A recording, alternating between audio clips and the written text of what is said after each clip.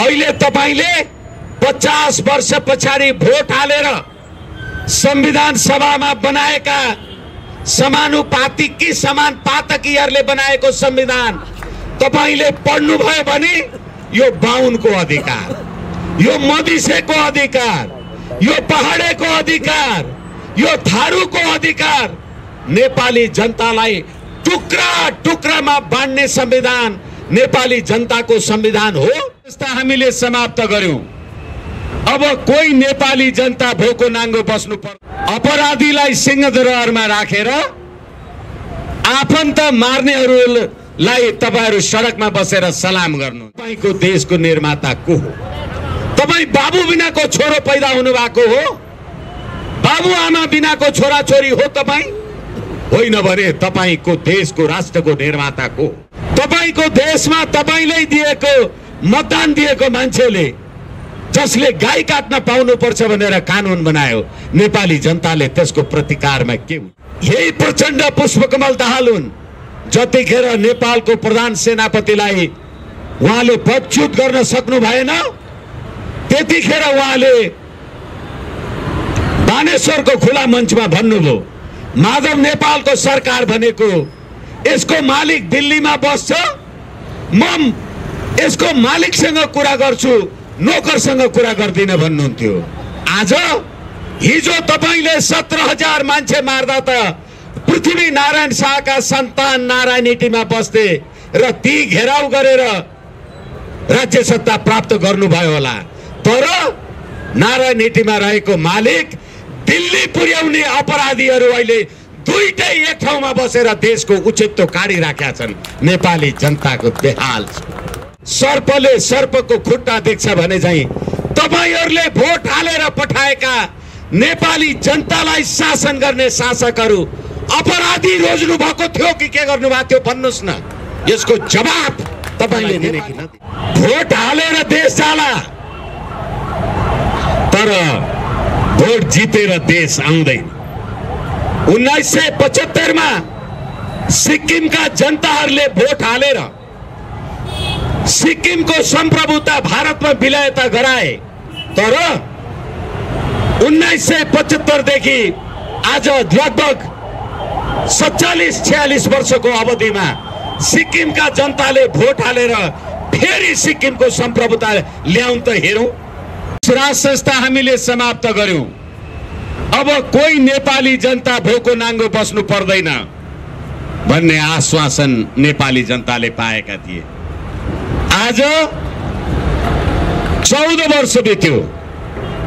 अपराधीलाई सिंहदरबारमा राखेर आफन्त मार्नेहरूलाई तपाईहरु सडकमा बसेर सलाम गर्नुहुन्छ।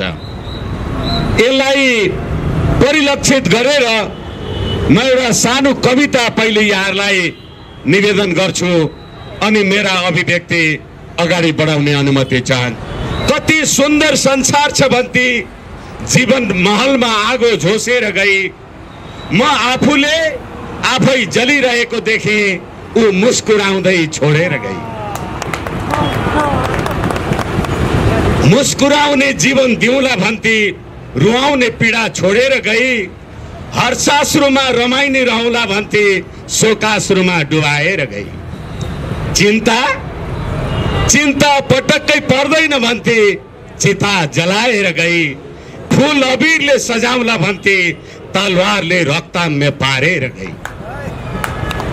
सुन्दर बाटिका सजाउला भन्थे उजाड जिन्दगी दिएर गई। म प्रेममा छटपटाइरहे, ऊ चिहान पुरेर गई। मेरो कविताको शीर्षक छ चिहान पुरेर गई। प्यारी हूँ प्रेम की भन्थे पीडा दिएर गई। अमृत पिलाउँछु भन्थे विषपान गराएर गई। धरती हूँ जननी हूँ भन्थे जिउँदै चिता जलाएर गई। म प्रेमाग्निमा जलिरहे, पीडाग्नि झन् थपेर गई। वात्सल्य पाल्छु भन्थे भ्रूणकै हत्या गरेर गई। आमा हो दूध की भन्थे नागिन झैं डसेर गई। जन्तीका सौ भन्थे ढोली सजाउला भन्थे म जन्ती लिएर गएँ, ऊ लास बनेर गई। धन्यवाद।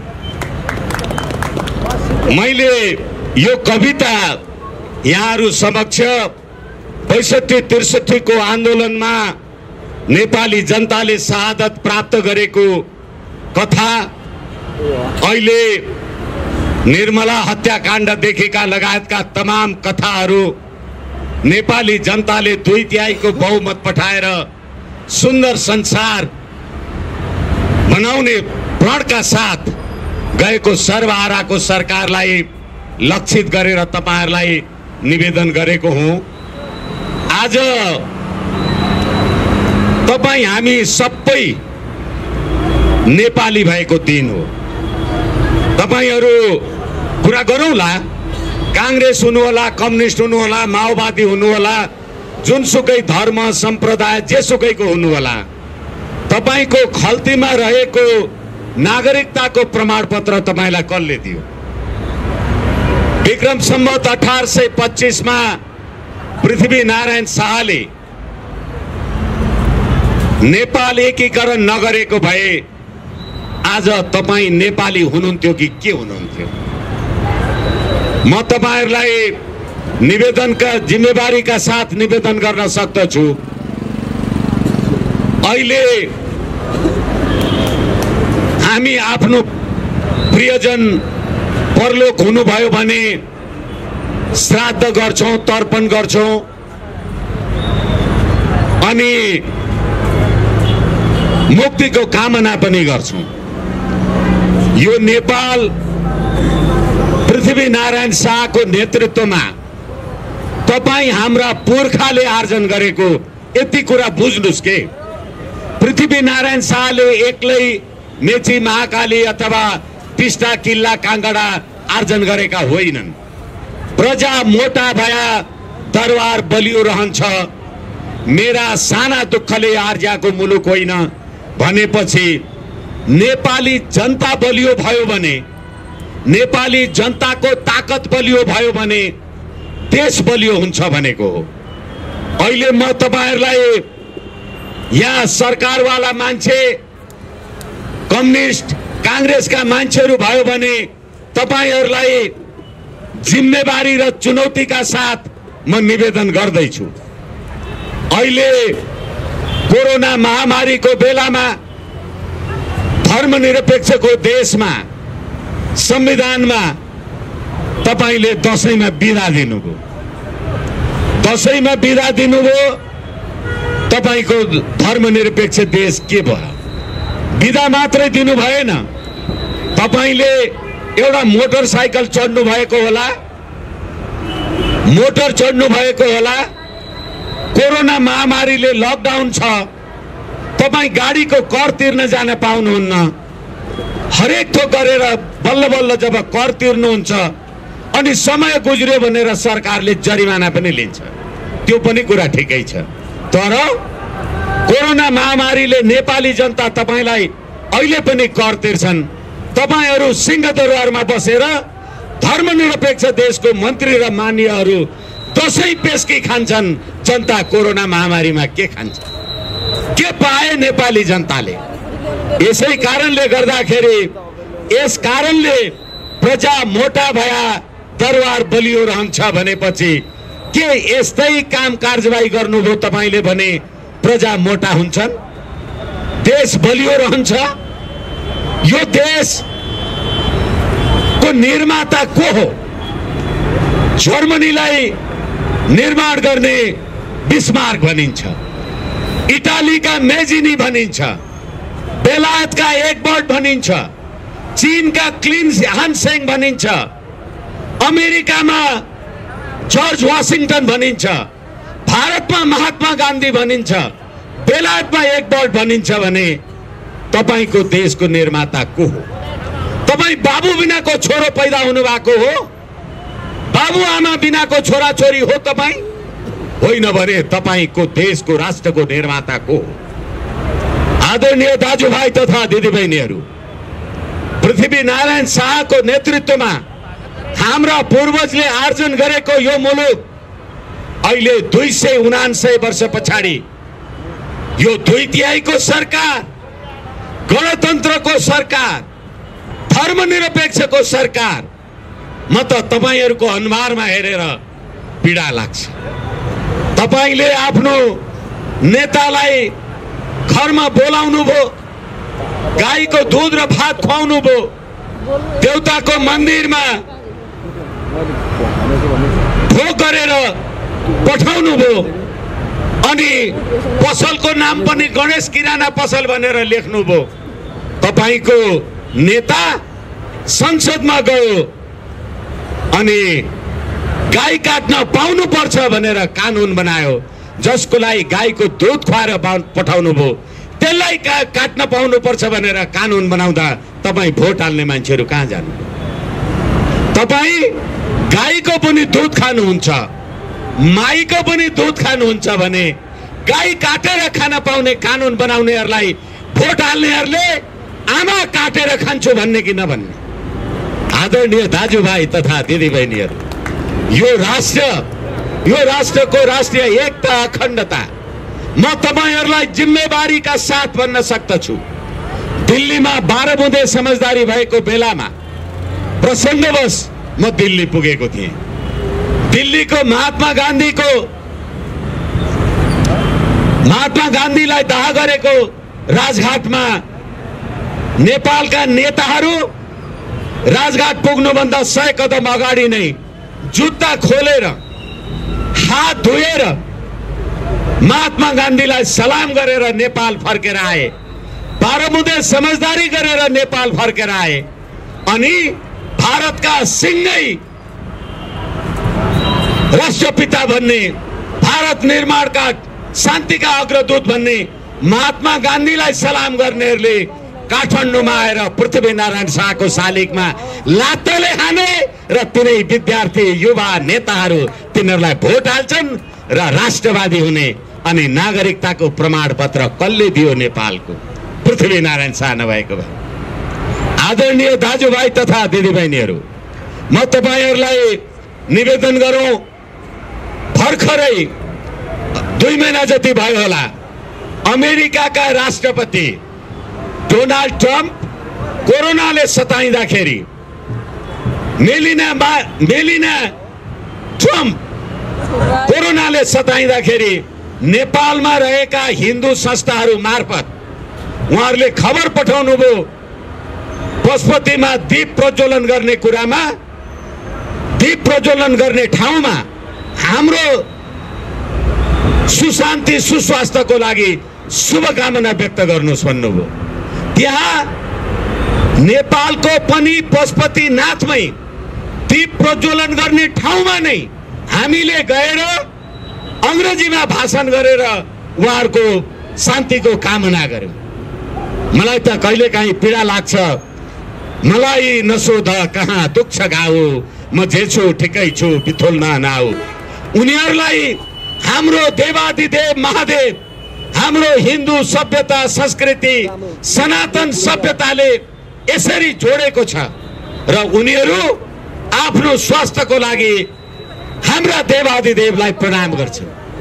अनि अमेरिकाको राष्ट्रपतिले निर्वाचन जितेपछि बाइबल छोएर शपथ ग्रहण गर्छन्।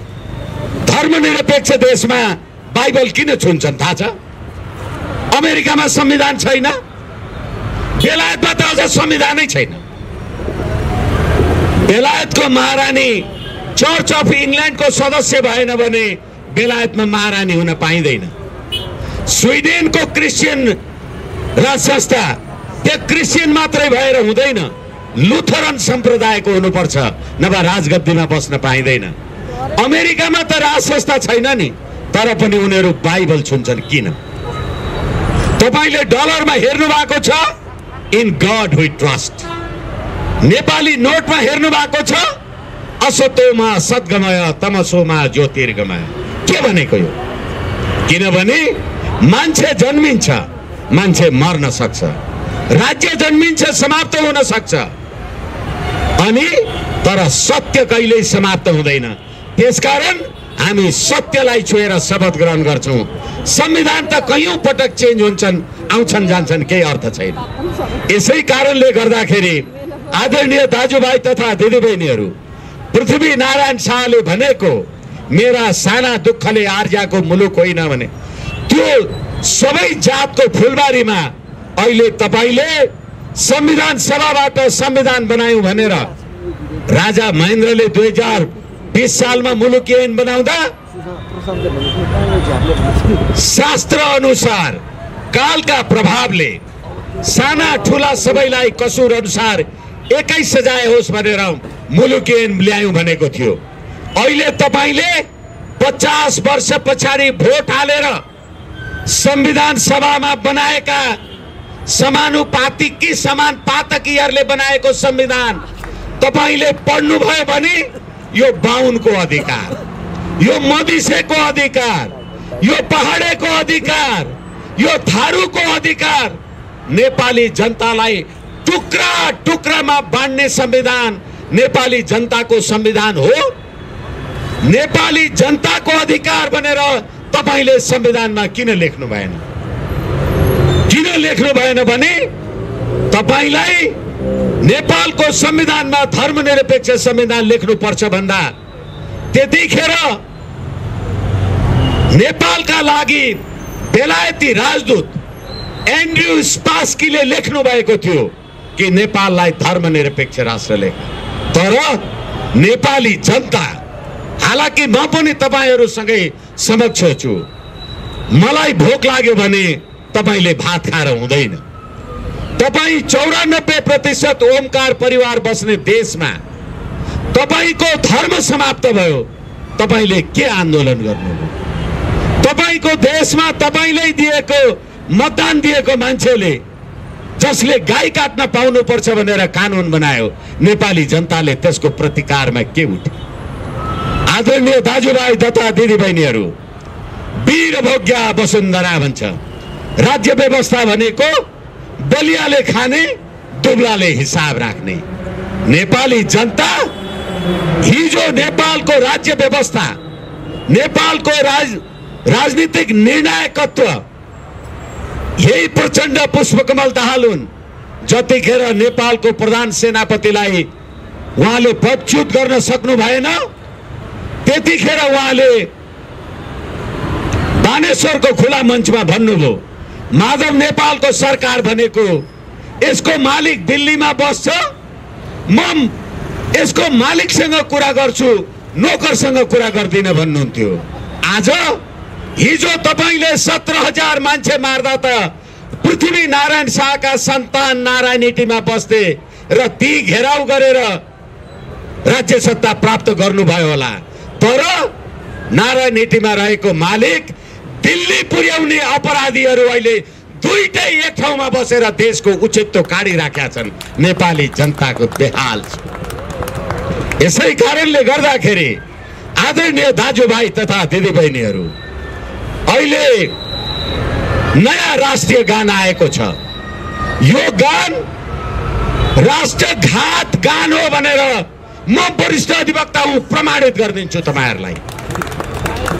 पृथ्वीनारायण शाहले हिजो तपाई हामीले राष्ट्रिय गान गाउँदाखेरि, राष्ट्रिय गीत गाउँदाखेरि पश्चिममा किल्ला काङ्गडा, पूर्वमा टिस्टा पुगेथ्यौं, कुन शक्तिको सामुमा कहिले हामी झुकेथ्यौं भनेर गान गाउनुहुन्थ्यो, हो कि होइन?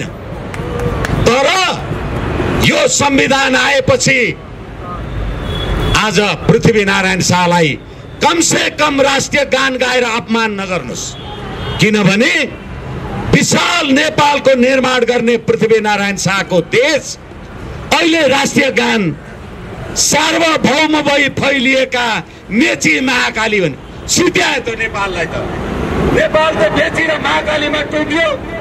हिजो पश्चिममा किल्ला काङ्गडा, पूर्वमा टिस्टा पुगेथ्यो भन्ने नेपालीहरूको शान कहाँ त? यसैले यो राष्ट्रघात गान हो। यो फेरि पनि आदरणीय दाजुभाइ तथा दिदीबहिनीहरू, सयौं थुङ्गा फुल्ने एउटै माला हामी नेपाली।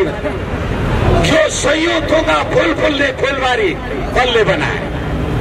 गजब छ बा। बुवाले खेत आर्जन गरेको छ, तिमीलाई धानको भात मात्रै खान याद छ। खेत कसले आर्जियो, गोरु कसले जोत्यो, तिमीलाई मतलब छैन। किनभनेदेखि सयौं थुङ्गा फुलका एउटै माला हामी नेपाली सार्वभौम भई फैलिएका मेची माग। तिमीलाई यो सयौं थुङ्गा फुल फुल्ने फुलबारी, पूर्वमा किल्ला काँगडा, टिस्टा किल्ला काँगडा, पश्चिम सतलजसम्म, पूर्व सतलजसम्म पुर्याउने देश, त्यसलाई तिमीले संकुचन त गर्यौ, तर त्यसलाई एकताको सूत्रमा बाँध्ने, सयौं थुङ्गा फुलका मालाहरूलाई एक ठाउँमा मालालाई गाँथ्ने त्यो धागो के हुन्छ मलाई भन्नुस् त? के हुन्छ? को हो त्यो? त्यो राष्ट्रपति हो कि त्यो प्रधानमन्त्री हो? तपाईहरु अहिले हेर्नुहुन्छ, मैले प्रेम कैदीलाई भ्रष्टाचारी भने मलाई माननीको मुद्दा लाग्छ, तर सत्ताधारी दलका मान्छेहरू बालुवाटारमा र पार्टी अफिसमा बसेर 19 पेजको लामो अभियोग पत्र लेख्छन्, अपराध पत्र लेख्छन् र भन्छन् त भ्रष्टाचारी होस्, अपराधी होस्। अर्कोले लेख्छ 38 पेजमा, होइन त बाँदर मुडेको हत्यारा, ज्यानमारा होस् भनेर लेख्छन्। 14 वर्ष पछाडि सर्पले सर्पको खुट्टा देख्छ भने चाहिँ तपाईहरुले भोट हालेर पठाएका नेपाली जनतालाई शासन गर्ने शासकहरू अपराधी रोज्नु भएको थियो कि के गर्नु भएको थियो भन्नुस् न। यसको जवाब तपाईले दिने कि नदिने? आदरणीय दाजुभाइ तथा दिदीबहिनीहरू, देश भोट हालेर देश जाला, तर भोट जितेर देश आउँदैन। 1975 मा सिक्किमका जनताहरूले भोट हालेर सिक्किमको संप्रभुता भारतमा विलयता गराए, तर 1975 देखि आज लगभग 47-46 वर्षको अवधिमा सिक्किमका जनताले भोट हालेर फेरि सिक्किमको संप्रभुता ल्याउन त हेरौं। यसै कारणले देशको राष्ट्रियता, राष्ट्रिय एकता र अखण्डता, मैले सुरुमा तपाईहरुलाई भनेको थिएँ, नेपाली नागरिकताको प्रमाणपत्र, तपाईलाई नेपाली हुने प्रमाणपत्र कसले दियो? अहिले लाज हुनुपर्छ। यो देशको सर्वोच्च अदालतले फैसला गरेको छ, नागरिकता राष्ट्रियताको प्रमाणपत्र हो। तर तपाईले भोट दिएर पार्लियामेन्टमा पठाएका मान्छेले 1 अरब 30 करोडको जनसंख्या भएको भारतबाट रोटी र बेटीको नाउँमा नेपालमा राजनीतिक अधिकार सहितको नागरिकता दिएर पार्लियामेन्टमा सरितागिरीहरूलाई भर्ने कानुन बनाउँछ, तपाईहरु चुपचाप लागेर बस्नुहुन्छ। वाह! अमेरिकामा हाउस अफ रिप्रेजेन्टेटिभको सदस्य हुनलाई निर्वाचनमा लड्नको लागि अमेरिकी नागरिकता लिएको 7 वर्ष कुर्नुपर्छ। यसै कारणले गर्दाखेरि राष्ट्रियता भन्ने कुरा हेर्नुहोस्, अहिलेको दुनियाँमा धेरै तपाई हाम्रा छोराछोरीहरू विदेशमा पढ्दै होला। तपाईको एउटा छोरा पाकिस्तान पढ्न गएको उही बस्यो, अर्को छोरा अमेरिका पढ्न गएको उही बस्यो। अहिले ऊ पाकिस्तान गएर मुस्लिम भएको छ, अनि अर्को छोरा अमेरिका गएर अमेरिकी नागरिक भएको छ भने अब अमेरिका र पाकिस्तानको बीचमा लडाई भयो भने तिनीहरू दाजुभाइ हुन्छन् कि शत्रु हुन्छन्? मलाई भन्नुस् त। यसै कारणले तपाई देशभित्र शत्रु भर्दै हुनुहुन्छ। याद गर्नुहोला, यो गणतन्त्रले देशलाई शत्रुमय बनाएको छ, नेपालीमय बनाएको छैन।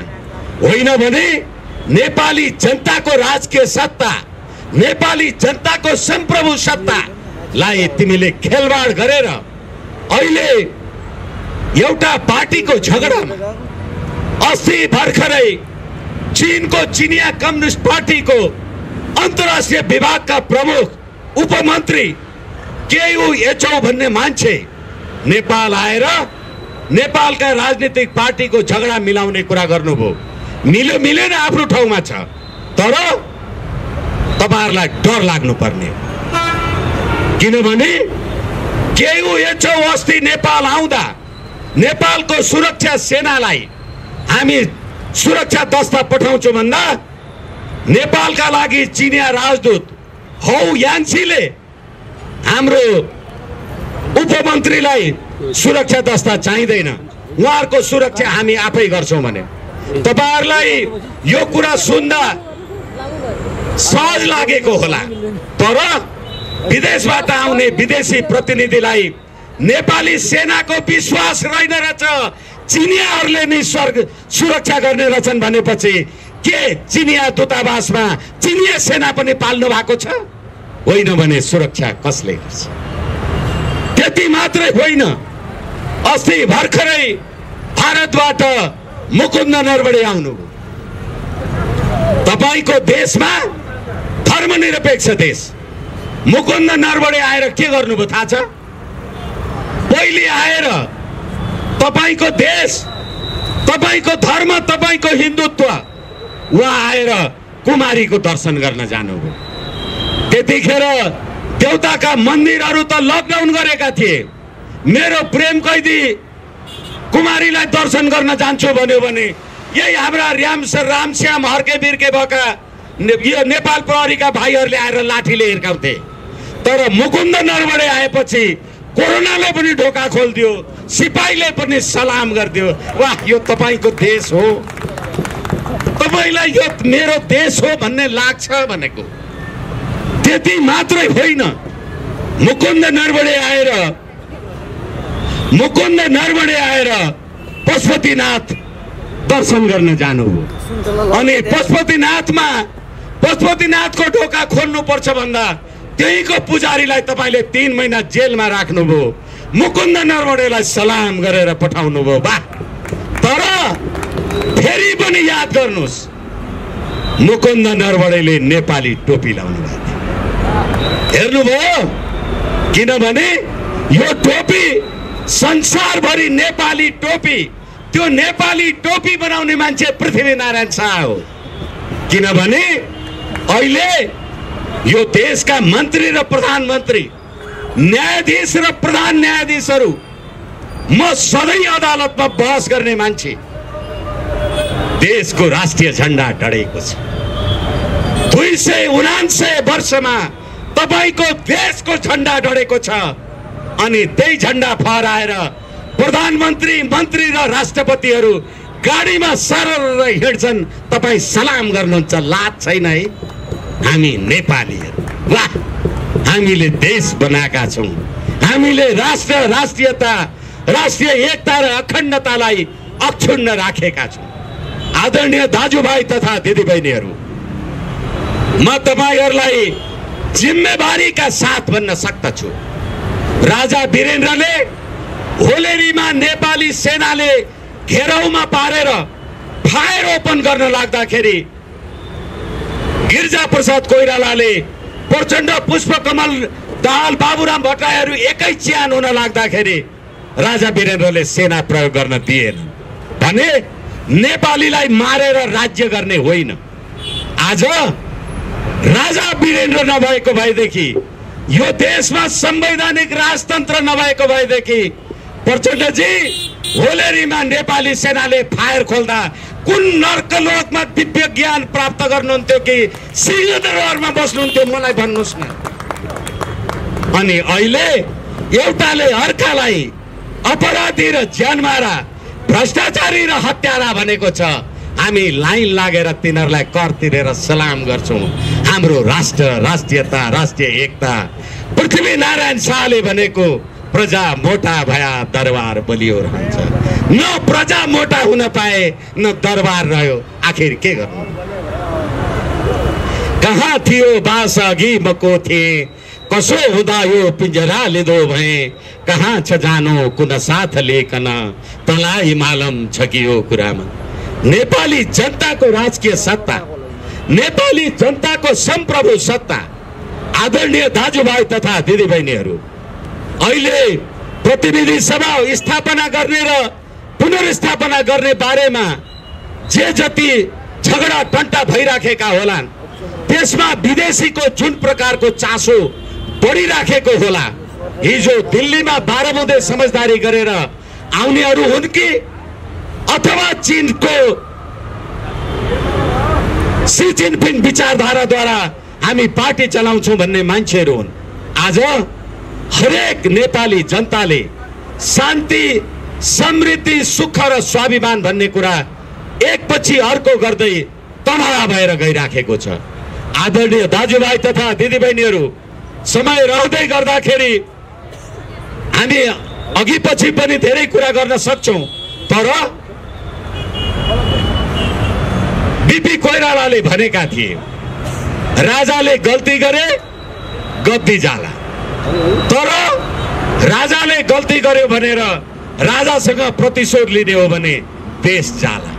आज हामीले जानेर नजानेर, बुझेर नबुझेर यो देशको संवैधानिक राज संस्था सनातन हिन्दू राष्ट्र नेपालको सभ्यता, मूल्य, मान्यतालाई हामीले किन पाखा लगायौं?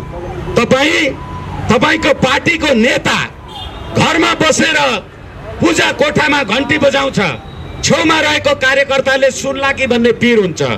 किनभने पार्टी अफिसमा गएर त हामी धर्मनिरपेक्ष हौं भन्नुपर्छ नि त, घरमा चाहिँ घण्टी नबजाए भएको छैन। यस्ता खालका पाखण्डहरू, यस्ता खालका हिपोक्रेट, ती हिपोक्रेटलाई तपाईहरुले विचार गर्नुपर्छ। आदरणीय दिदीबहिनीहरू, दाजुबहिनीहरू, भ्यालेन्टाइन डे भनेको तपाईहरुलाई थाहा छ, हाम्रा युवा युवतीहरूलाई। कृष्णाष्टमी भनेको कतिजना जान्नुहुन्छ? किनभने आजकल त मेरो विवाह भएको 20 वर्ष भयो, ह्याप्पी म्यारिज डे भनेर लेख्छन्। किन लेखे ह्याप्पी म्यारिज डे? हाम्रा बाउ बराजुले त लेख्दैनथे, पश्चिमाहरू त लेखिरहन्थे नि। किन लेख्थे? किनभने लिभिङ टुगेदर भर्जिन मदर, बिहा गरे भने 3 सालमा पनि डाइभोर्स भएको हुन्छ, 5 सालमा पनि भएको हुन्छ, अनि 20 वर्ष पुग्यो भने त 20 इयर्स अफ म्यारिज डे भन्यो। तर हामी कहाँ त बिहा गर्दा बुढीलाई बुढीऔँलाई छोएर पानी ग्रहण गर्नुपर्छ, त्यो बाँचुन्जेल तँ मेरी म तेरो भन्ने कुरा गर्नुपर्छ। अहिले ह्याप्पी म्यारिज डे लेखेर तपाईहरु खुसी है? वाह, हाम्रो सभ्यता संस्कृति हामीले कहाँ राखेका छौं? हामीलाई मानवाधिकारका कुरा गर्नु छ। म तपाईलाई निवेदन गरौँ, पृथ्वीनारायण शाहले नै भन्थे, फिरङ्गीहरू देशभित्र पसे भने मुलुक समाप्त पारेर छोड्छन्। अघि एन्ड्रयू स्पास्कीको कुरा मैले तपाईलाई भने, तपाईको छोरो अमेरिकाको क्याम्ब्रिजमा पढ्छ, फर्स्ट डिभिजन पास हुन्छ, अनि उसले एउटा खैरे साथी घरमा लिएर आयो भने त्यो अमेरिकन केटालाई चाहिँ तपाई चाकरी गर्नुहुन्छ।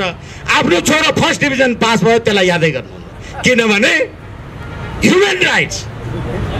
अनि हामी अस्ति भर्खरै हामीले तिहार मनायौं, कुकुर तिहार, गाई तिहार, भाइ तिहार, गोरु तिहार।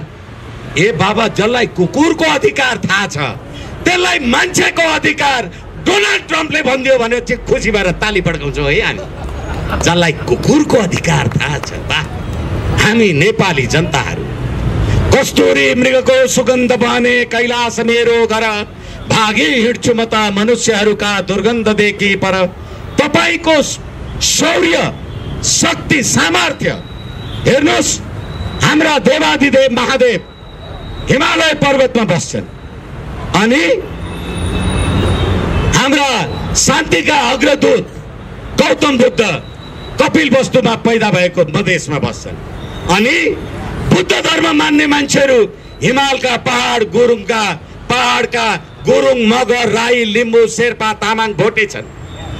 किनभने भगवान बुद्ध कपिल वस्तु लुम्बिनीमा जन्मिनु भयो, गर्मीमा।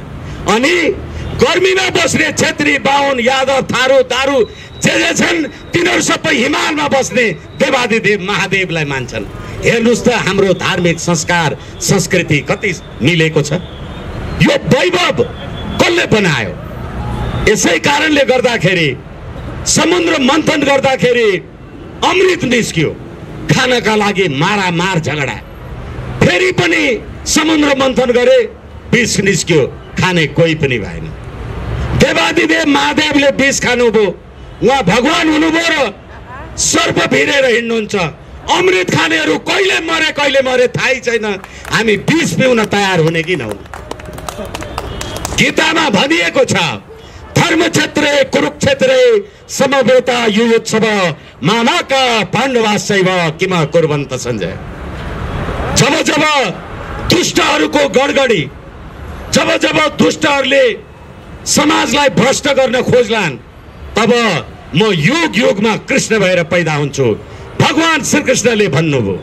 आज पृथ्वीनारायण शाहको नेपाली मात्रको राष्ट्रिय एकता दिवस 279औं एकता दिवसमा तपाईं हामी सबै नेपालीहरूलाई यी दुष्टहरूबाट बचाउनको लागि तपाईहरू सबै श्रीकृष्ण देख्छु म। भगवानले कल्याण गरून्। धन्यवाद।